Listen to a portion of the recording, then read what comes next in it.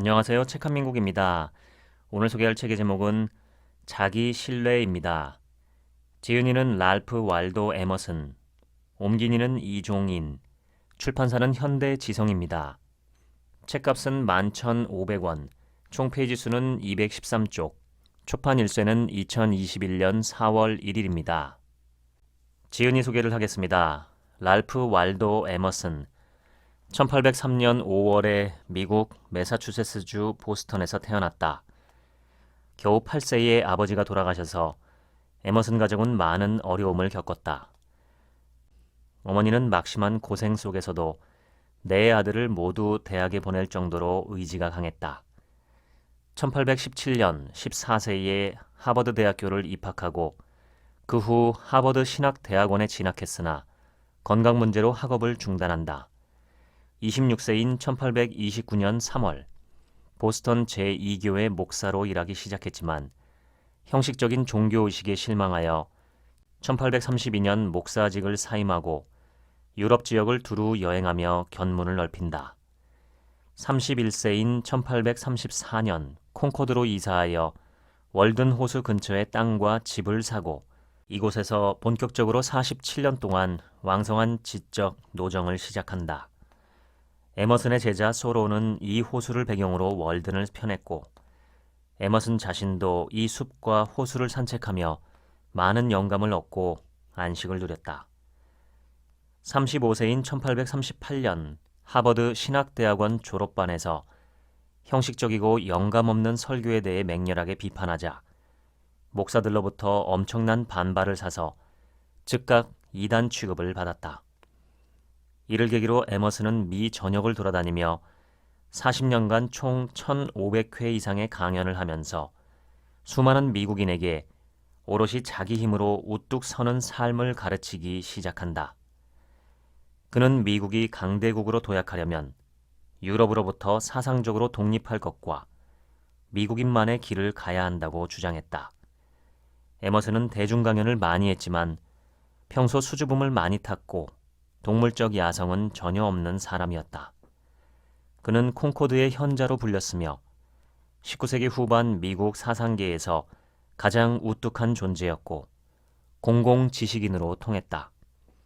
시인 로버트 프루스트는 가장 위대한 미국인으로 조지 워싱턴, 토머스 제퍼슨, 에이브러함 링컨과 함께 에머슨을 꼽았다. 대표 저서로는 자연, 제1 에세이, 제2 에세이, 인생의 처세, 대표적 인간, 사회와 고독 등이 있다. 에머슨의 초상입니다. 당신 자신을 자기 이외의 곳에서 찾지 말라. 당신 자신의 생각을 믿는 것, 은밀한 마음 속에서 당신이 진실이라고 생각하는 것이 모든 사람에게도 그대로 진실이 된다고 믿는 것, 이것이 천재의 행동이다.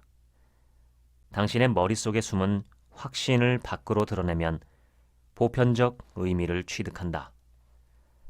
모세, 플라톤, 밀턴이 남긴 가장 뛰어난 공로가 있다면 무엇일까? 그것은 이들이 책과 전통을 무시했고 남들의 말을 모방하지 않고 자기 스스로 생각하는 말을 말했다는 데 있다. 사람은 마음속 깊은 곳에서 번쩍거리며 지나가는 빗줄기를 발견하고 관찰하는 법을 배워야 한다. 각 개인에게는 음유 시인이나 현자들에게서 나오는 하늘을 가로지르는 불빛보다 자기 마음속에서 샘솟는 한 줄기 빛이 더 중요하다. 하지만 사람들은 그것이 자기에게서 나왔다는 이유만으로 그 생각을 별로 주목하지 않고 그냥 무시해버린다. 위대한 예술 작품들이 우리에게 전하는 가장 감동적인 교훈은 이것이다. 다른 무수한 목소리가 반대 의견을 낼지라도 점잖으면서도 굳건한 자세로 자신의 자발적인 느낌을 더 소중하게 믿고 그 작품들이 웅변하는 소리를 들어야 한다는 것이다. 이렇게 하지 않는다면 내일 어떤 낯선 사람이 우리가 늘 생각하고 느꼈던 바로 그것을 아주 그럴듯하게 말할 것이다. 그러면 우리는 그 타인에게서 우리의 생각을 받아들여야 하는 부끄러운 상태가 된다. 부러움은 무지에서 나오고 모방은 자살 행위다. 배우는 과정에서 이런 확신이 드는 순간이 온다. 좋든 나쁘든 자신이라는 존재를 있는 그대로 제 운명의 몫으로 받아들여야 하는 시간을 맞이한다. 인간은 자신이 무엇을 할 수 있는지 예상하지 못하는데 직접 뭔가를 해보아야만 비로소 자기 능력을 알게 된다. 우리는 자기 생각을 절반도 옳게 드러내지 못하고 각자가 마음속에 품고 있는 신성한 생각을 오히려 부끄럽게 여긴다. 하지만 부끄러워하지 말라.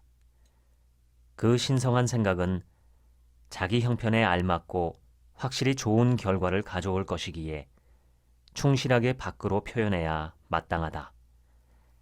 신은 겁쟁이가 그분의 역사를 드러내도록 두지 않는다. 인간은 자기 일에 온 정성을 다하고 최선의 노력을 기울일 때 비로소 위로를 느끼고 즐거움을 얻는다. 자기 자신을 믿어라. 위대한 사람들은 언제나 그렇게 해왔다. 유아는 누구에게도 복종하지 않으며 오히려 모든 것이 그에게 복종한다. 소년들은 무심하다. 저녁 식사가 확실히 나온다고 생각하고 마치 자신이 영주나 되는 것처럼 남들 비위를 맞추는 말을 경멸한다. 이런 건전한 태도가 바로 인간 본성의 진면목이다. 결과에 얽매이는 법이 없고 이해관계 따위도 신경 쓰지 않는다. 아이는 독립적으로 진정 올바른 판결을 내린다. 당신이 소년의 비위를 맞춰야지 그가 당신에게 구애하는 법은 없다. 이에 비해 어른은 자신의 의식이라는 감옥에 갇혀 있다. 그가 어떤 발랄한 말이나 행동을 하는 순간 그는 어느 한편을 지지하는 사람이 되어 수백 명에게 동정을 받거나 증오의 대상이 된다. 이제 그는 사람들의 감정을 의식적으로 참고하지 않을 수 없다. 이제 이것을 잊어버릴 방법은 없다. 이런 눈치 보기를 일절 거부할 수 있는 사람, 주변 사람이나 사물을 일단 관찰했으면 그 다음에는 눈치 보지 않고 편견을 갖지 않고 뇌물로 마음을 취할 수 없으며 두려움 없는 솔직함으로 자기 의견을 말할 수 있는 사람, 이런 사람은 언제나 강적이 된다. 이런 사람이 주변에서 벌어지는 일에 의견을 내놓으면 사적인 게 아니라 필요에 따른 의견임을 알기에 사람들 귀에 쏙쏙 들어가 박히고 그들은 두려운 존재가 된다. 사회는 일종의 주식회사다. 거기서 가장 요구되는 미덕은 수능이다. 주식회사는 자기 신뢰를 혐오한다. 사회는 실제나 창조성보다 명목과 관습을 더 좋아한다. 누구든지 수능을 거부할 줄 알아야 한다. 당신의 성실한 마음 외에 그 무엇도 신성하지 않다.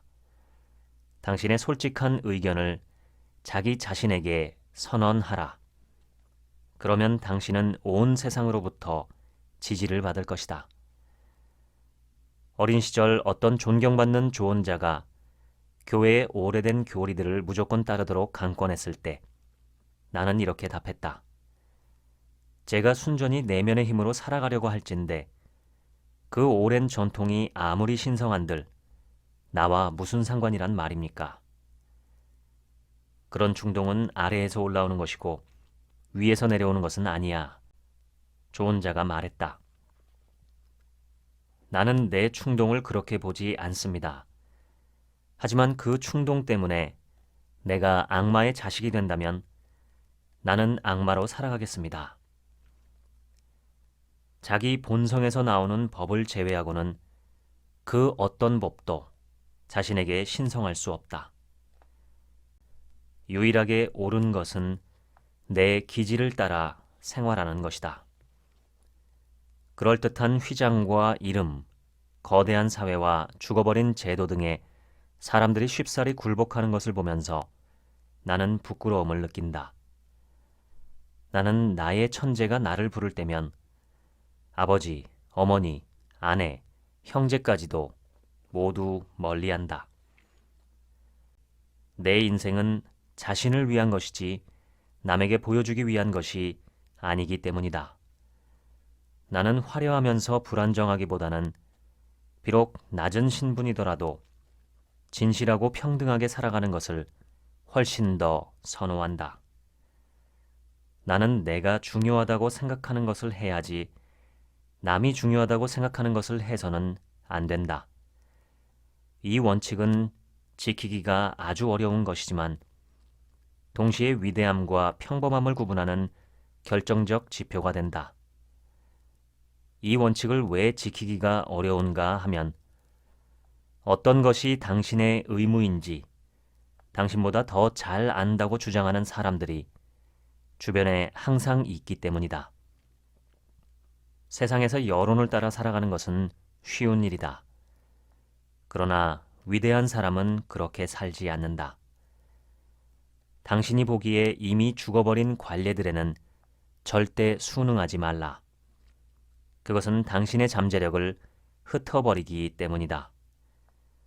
그러나 당신이 자신만의 일을 한다면 나는 금방 알아볼 것이다. 당신의 일을 하면 자신을 더욱 강하게 하는 셈이다. 대부분의 사람은 손수건으로 자기의 눈을 가리고 여론에 얽매인 채 살아가고 있다. 우리를 겁주어 자기 신뢰를 가로막는 또 다른 공포 중에는 소위 일관성이라는 것이 있다. 일관성은 우리의 과거 행위나 발언을 존중하는 태도다. 당신은 왜 자꾸만 어깨너머 뒤쪽을 돌아다보는가? 왜 기억이라는 시체를 무겁게 끌고 다니는가? 당신이 이런저런 공공장소에서 했던 말들과 모순되지 않기 위해서? 당신이 모순되는 말이나 행동을 했다고 치자. 그게 어떻다는 말인가? 순전히 과거를 기억하는 일에서조차 기억에만 의존해서는 안 된다. 언제나 새로운 날을 맞이하며 살아가는 것이 지혜의 법칙이다. 어리석은 일관성은 소인의 우둔한 고집이며 시시한 정치가, 철학자, 성직자들이나 존중하는 것이다. 위대한 영혼은 일관성 따위는 전혀 신경 쓰지 않는다. 지금 이 순간 객관적인 언어로 당신의 생각을 말하라. 내일이 되면 내일이 객관적으로 말해주는 것을 말하라. 그것이 오늘 말한 것과 완전히 모순된다 할지라도 전혀 신경 쓰지 마라. 아, 그렇게 하면 당신은 오해받기 딱 좋아요. 남에게 오해받는 것이 뭐 그렇게 대수란 말인가? 피타고라스도, 소크라테스도, 예수도, 마르틴 루터도, 코페르니쿠스도, 갈릴레오도, 뉴턴도 모두 오해를 받았다. 아니, 이 세상에서 순수하고 현명한 영혼은 다들 그런 식으로 오해를 받았다. 그러니 오해를 받는다는 것은 곧 위대하다는 뜻이다. 순응하는 태도는 아무것도 설명하지 못한다. 그러므로 홀로 행동하라. 당신이 홀로 행동해온 것이 지금 당신을 정당화할 것이다. 이제 순응이니 일관성이니 하는 말은 영원히 사라지길 바란다. 사회제도는 한 인간의 그림자가 길게 늘어선 것이다. 가령 수도원주의는 은수사 안토니우스의 그림자이며 종교개혁은 마르틴 루터, 퀘이커교는 조지 폭스, 감리교는 존 웨슬리, 노예제도 폐지는 토머스 클라크슨의 그림자인 것이다. 인간은 자신의 가치를 알고 사물을 그 발 아래 제압해야만 한다. 모든 독창적 행위가 왜 인간을 그토록 매혹하는지는 자기 신뢰의 이유를 탐구해보면 제대로 설명할 수 있다. 우리를 신뢰하는 이는 누구인가? 보편적 신뢰의 근거가 되는 원초적 자아란 무엇인가?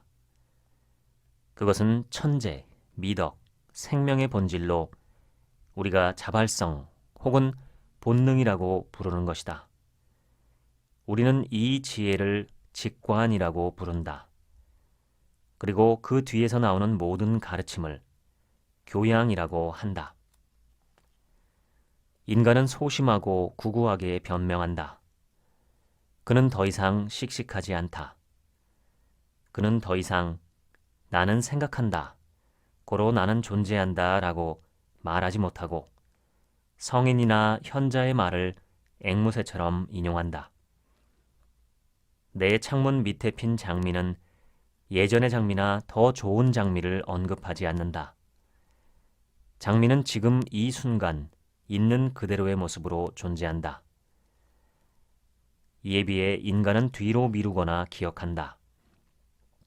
그는 현재에 살지 않는다.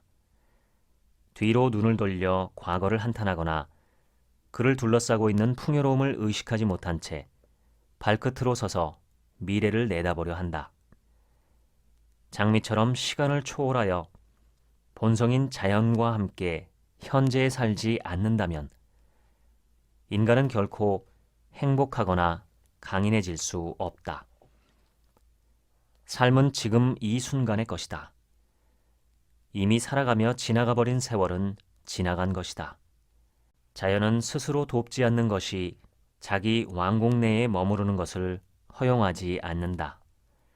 어떤 별의 생성과 성장, 그 평형과 궤도, 강풍에 휘어졌다가 스스로 본 모습을 회복하는 나무, 모든 동식물의 생명력 등은 자족적인 영혼, 자기를 신뢰하는 영혼을 구체적으로 보여주는 사례다.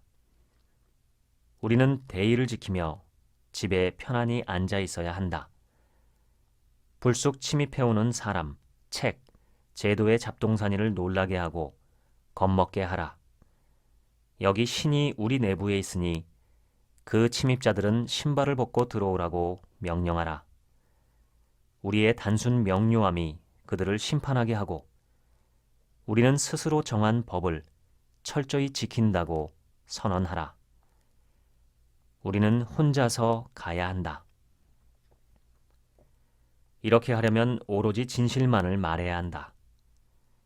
이 시대의 거짓 환대와 거짓 애정을 견제하라.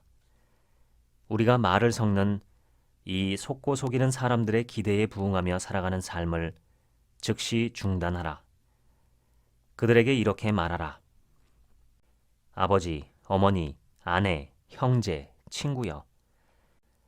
나는 지금껏 겉모습만 중시하면서 여러분과 함께 살아왔습니다.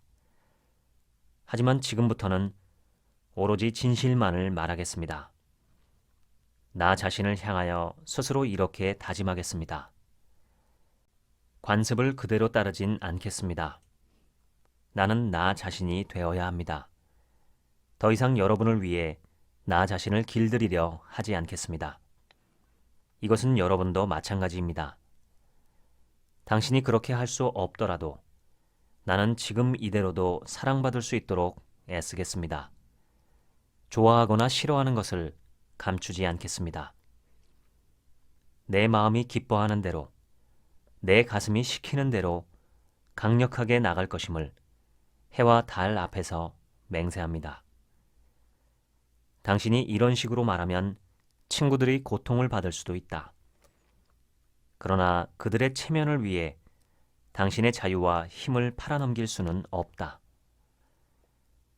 잘 알려진 세상의 기준을 거부하면 대중은 당신이 모든 기준을 거부하고 도덕률 폐기론을 믿는다고 생각한다.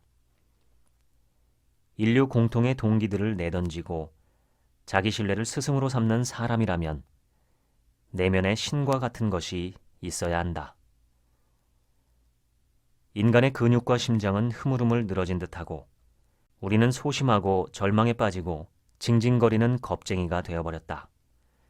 우리는 진리를 두려워하고 운명을 두려워하고 죽음을 두려워하고 서로를 두려워한다. 우리 시대는 위대하고 완벽한 사람들을 배출하지 못한다. 우리는 현재의 삶과 사회 상태를 획기적으로 혁신할 남녀를 원한다. 우리의 예술과 직업, 결혼, 종교는 스스로 선택한 것이 아니라 사회가 우리 대신 선택해 준 것이다. 우리는 집안에서만 힘을 내는 이불 속 병사와 같다. 진정한 힘을 얻게 하는 운명과의 거친 전투는 애써 피하고 있다. 인간은 남에게 의지하기를 좋아하는 버드나무가 아니다. 인간은 자신을 타인에게서 떼어낼 수 있고 또 그렇게 해야만 한다. 인간은 자기 신뢰를 실천함으로써 새로운 힘을 얻는다. 운의 비밀은 우리 가까이에 있는 즐거움에 있다. 신과 인간은 스스로 돕는 자를 환영한다. 조로아스터는 이렇게 말했다. 꾸준히 버티면서 묵묵히 자기 일을 해나가는 자에게 축복의 신들은 재빨리 도움의 손길을 뻗는다. 내 형제를 만날 때마다 나는 그들 내부에 있는 하나님을 만나는데 어려움을 겪는다.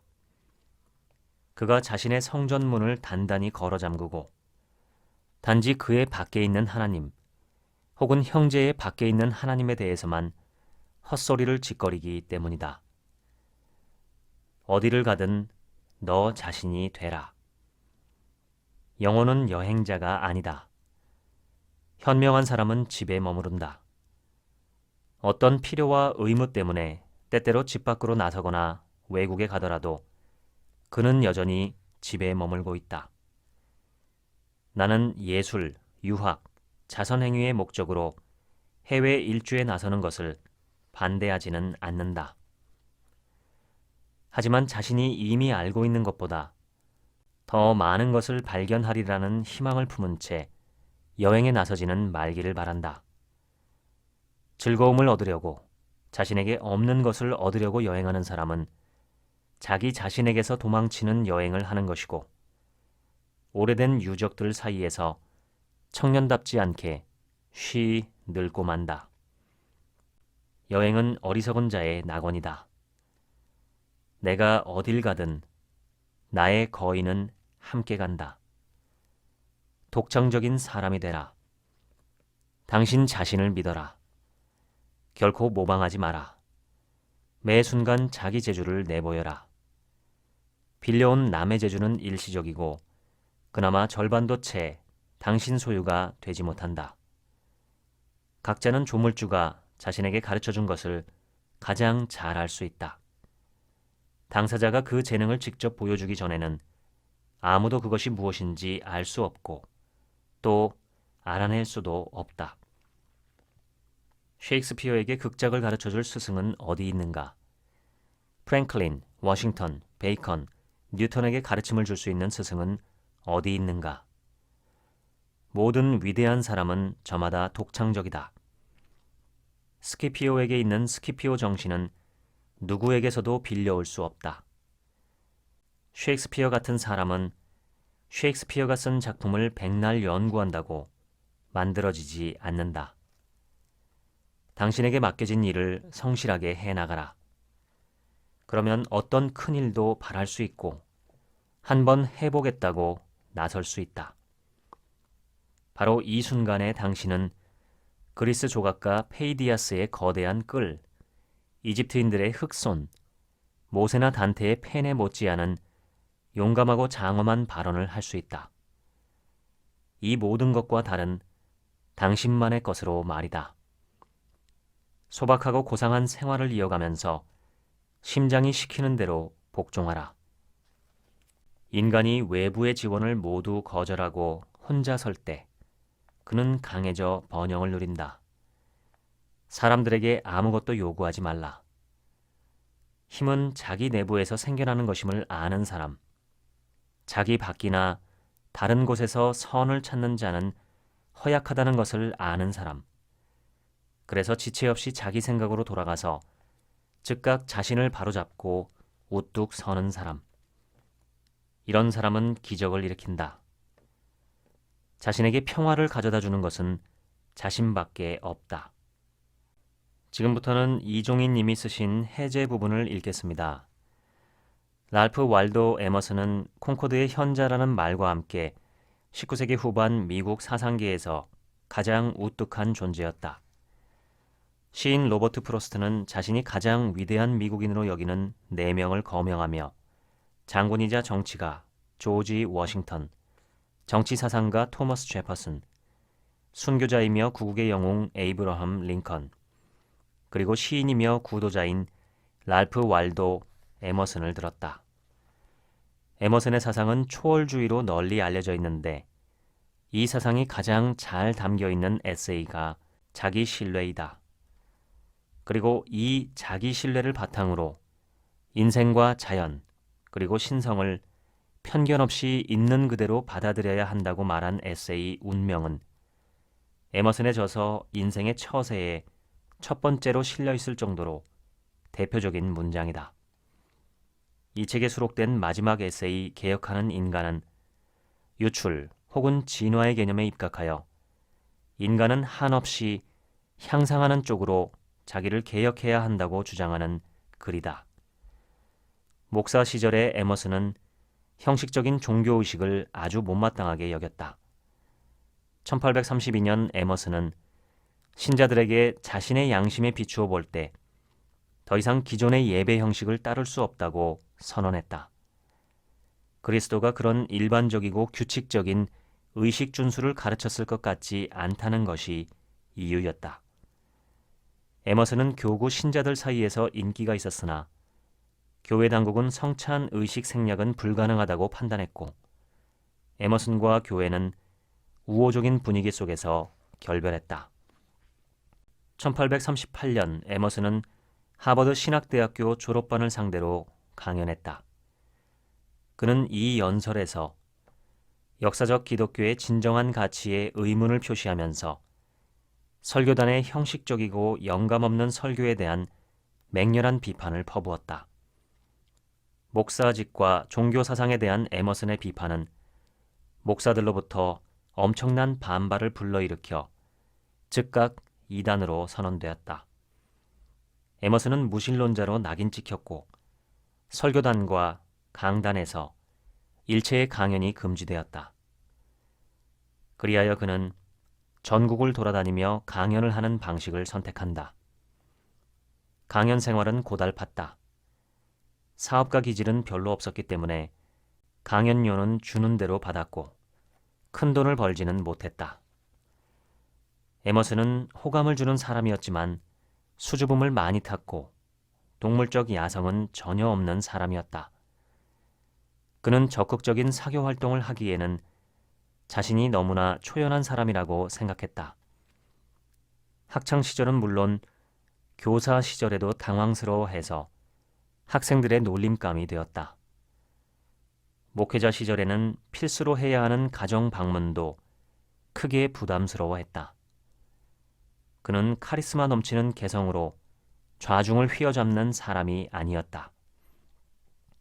그는 혼자 있을 때 가장 편안해하고 생각도 많이 떠올렸다. 초월주의는 18세기의 합리주의, 존 로크의 회의주의, 뉴 잉글랜드 칼뱅주의의 억압적인 종교 교리 등에 대한 반발로 생겨났으며 낭만주의, 이상주의, 신비주의, 개인주의 등을 종합한 사상이다. 1836년부터 1860년 사이에 뉴 잉글랜드 콩코드를 중심으로 전개된 철학 및 문학운동을 의미한다.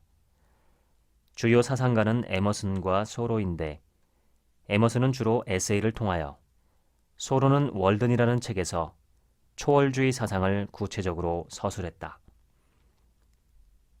초월주의는 다양한 개념을 적극 수용했으나 그 개략적인 윤곽은 일원론으로 귀결된다. 일원론은 세상과 신이 하나이며 신이 세상 안에도 깃든 만큼 인간 내부에도 신성이 깃들어 있다고 보는 사상이다. 이렇게 볼 때 초월주의는 체계적인 철학도 순수한 종교도 아닌 동서고금 철인들의 뛰어난 지혜를 한데 모아놓은 절충적 사상이었다. 이 사상은 인간이라면 누구든지 가져야 할 도덕적 태도를 가르치고 인간의 자유로운 발전을 저해하는 사회의 모든 요소에 비판의 화살을 던져 잠자는 양심을 깨웠다. 1840년에 에머슨은 초월주의자들의 동인지 다이어를 창간해 4년간 발간했고 소로는 이 잡지에 총 30편이 넘는 에세이, 시, 번역문을 발표했다. 두 사람은 당시 미국의 첨예한 문제였던 노예제도에 대해서도 철저하게 반대했고 미국 정부의 반인도주의적 정책과 명분 없는 멕시코 전쟁에도 반대했다. 실제로 소로는 그 전쟁이 부당하다고 생각하여 주민세 납부를 거부하다가 하룻밤 구치소 신세를 지기도 했다. 1846년 6월 23일 소로는 수선을 부탁한 구두를 찾으려고 콩코드로 갔다가 주민세 미납을 이유로 당국에 체포되어 감옥에서 하룻밤을 보낸다. 이때 에머슨이 구치소를 찾아가 어찌 된 일이냐고 묻자 선생님은 왜 그 밖에 계십니까? 라고 했다. 에머슨은 월든 호수 근처에 땅을 좀 가지고 있었다. 이 땅을 소로가 무상으로 빌려 오두막을 짓고 1년 반 동안 숲속 생활을 하며 기록한 것이 월든이라는 장편 에세이다. 에머슨의 자연관을 소로가 월든에서 구체화한 셈이다. 소로가 1862년 45세의 아까운 나이로 사망하자 에머슨은 그의 장례식에 참여하여 추도사를 낭독하면서 월든 1장에 나오는 저 유명한 문장을 인용했다. 나는 오래전에 사냥개, 젓갈색 말, 맷비둘기를 잃었는데 지금도 그것을 뒤쫓고 있다. 이 동물들이 남긴 흔적과 그것들이 어떤 부름에 반응하는지에 대해서는 내가 여러 여행자에게 말해준 바 있다. 사냥개의 울음소리를 들었다거나 밤생 말이 달려가는 소리를 들었다거나 맷비둘기가 구름 뒤로 사라지는 광경을 보았다고 말한 여행자를 한두 명 만나기도 했다. 그 여행자들은 마치 자기 자신이 그 동물들을 잃어버렸기나 한 것처럼 그것을 되찾지 못해 안달이었다. 이 글에서 새 동물은 자연 속에서 인간 영혼이 상승하는 과정을 보여주는 상징인데 에머슨의 자연관을 동물에 의탁해 신비하게 구체화한 것이다. 책을 많이 읽는 것으로 유명한 전 미국 대통령 버락 오바마는 허먼 멜빌의 모비딕과 함께 이 자기 신뢰를 즐겨 읽는다고 밝힌 바 있다. 어려운 환경에서 훌륭한 인물이 되는 데에는 자신의 능력밖에 믿을 게 없다는 뜻이 담겨 있다. 지금까지 자기 신뢰 소개해드렸습니다. 지금부터는 제 얘기입니다. 에머슨의 말투는 단호하고 진지하고 명쾌합니다. 과장된 느낌이 들지 않고 무심하게 진실을 툭툭 던지는 느낌인데 묘하게 신뢰가 가고 스펀지가 물을 빨아들이듯 흡수됩니다. 이 책을 읽으며 머릿속에 떠오른 한마디는 천상천하 유아 독존입니다. 석가모니가 태어난 순간 했다는 말씀입니다. 천하의 나라는 존재가 홀로 귀하다는 뜻인데 이때 나라는 것은 석가모니 한 사람을 가리키는 것이 아니라 모든 개개인을 가리킵니다. 즉 우리는 모두 각자 귀한 존재이다. 스스로의 삶을 귀하게 여기고 귀하게 살아내야 한다라는 얘기죠. 사실 이런 얘기를 안 해줘도 다들 각자의 삶을 가장 소중하게 생각하며 살고 있다고 생각되는데 석가모니나 에머슨은 왜 이런 말을 했을까요? 사람이 죽을 때 후회하는 내용의 태반이 자신의 인생을 자신으로 살지 못한 것이라는데 실질적으로 우리는 우리의 삶을 잘 살고 있는 것일까요? 저는 저를 돌아보면 지금까지 그렇게 살지 못했습니다. 제 삶의 거의 90% 이상 누구처럼 살고 싶어서 열심히 하거나 누구처럼 되고 싶어서 마음 졸이거나 누구처럼 살아야 한다는 얘기에 혹해서 이리저리 따라다닌 삶이었습니다. 에머슨의 이야기가 그래서 더욱더 와 닿았는지도 모릅니다. 특히 너무 뜨끔했던 말은 내 자신을 들여다보는 것을 두려워하기 때문에 나 자신으로 살지 못한다는 이야기입니다. 저는 제 자신을 들여다볼 용기가 없었습니다. 그래서 중년에 이르러도 저 자신이 마냥 애같고 미숙하게 느껴집니다. 가끔은 지금처럼 20, 30년이 지나면 정말 크게 후회하겠구나 라는 생각도 합니다. 어떤 위대한 일을 하거나 유명한 사람이 되지 못해서가 아니라 제게 주어진 삶을 제대로 살아내지 못하고 방치하게 되는 것은 아닐까 하는 두려움 때문입니다. 어떻게 살아야 잘 사는 것인가? 오늘도 그 생각을 하는 와중에 에머슨의 일침을 받았습니다. 당신 자신을 자기 이외의 곳에서 찾지 말라. 지금까지 자기신뢰 소개해드렸습니다. 감사합니다.